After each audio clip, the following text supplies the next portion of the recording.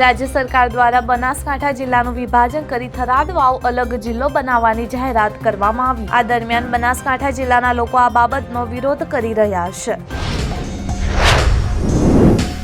ટ્રેનમાં મુંબઈ તરફ જતા ગુજરાતીઓ માટે મહત્વના સમાચાર સામે આવ્યા। મુંબઈ નજીક માહિમ અને બાંદ્રા વચ્ચેના પુલ ઉપર રેલવે વિભાગ દ્વારા કામગીરી હાથ ધરવામાં આવનાર છે, જેના કારણે કેટલીક ટ્રેનો પ્રભાવિત થવાની છે। રાજ્ય ચૂંટણી આયોગ કમિશનર ડોક્ટર એસ મુરલીકૃષ્ણએ સ્થાનિક સ્વરાજ્યની ચૂંટણીની તારીખ જાહેર કરી। આ સંદર્ભે ભારતીય જનતા પાર્ટીના પ્રદેશ કાર્યાલય શ્રી કમલમ ખાતે પ્રદેશના મહામંત્રી રજનીભાઈ પટેલે પત્રકાર પરિષદને સંબોધી હતી।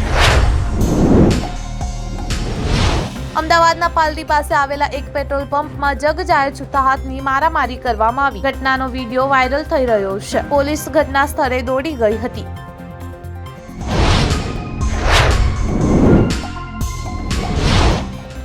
કર્ણાટકના ઉત્તર કન્નડ જિલ્લામાં યાલાપુરા હાઈવે પર એક મોટો માર્ગ અકસ્માત થયો છે। આ અકસ્માતમાં 9 લોકોના મૃત્યુ થયા છે, જ્યારે 20 થી વધુ લોકો ઘાયલ થયા છે।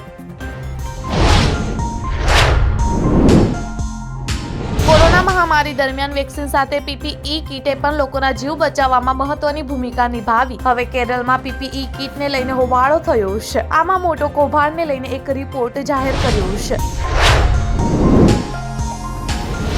રાજ્યસભા સાંસદ અને સમાજસેવી સુધા મૂર્તિએ ઉત્તર પ્રદેશના પ્રયાગરાજમાં ચાલી રહેલા કુંભ મેળામાં ભાગ લીધો હતો। તેમણે મુખ્યમંત્રી યોગી આદિત્યનાથના વખાણ કર્યા હતા।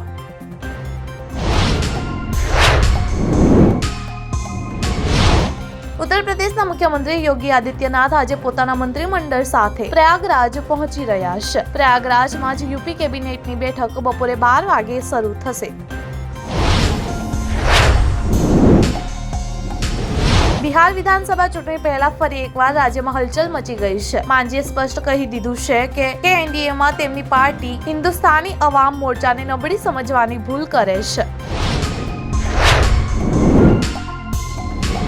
ભારતને પ્રાથમિકતા આપતા અમેરિકી વિદેશી મંત્રી માર્કો રૂબિયો અને રાષ્ટ્રીય સુરક્ષા સલાહકાર ભારતના વિદેશ મંત્રી એસ જયશંકર સાથે પોતાની પ્રથમ દ્વિપક્ષીય અને આંતરરાષ્ટ્રીય સ્તરની બેઠક યોજી હતી।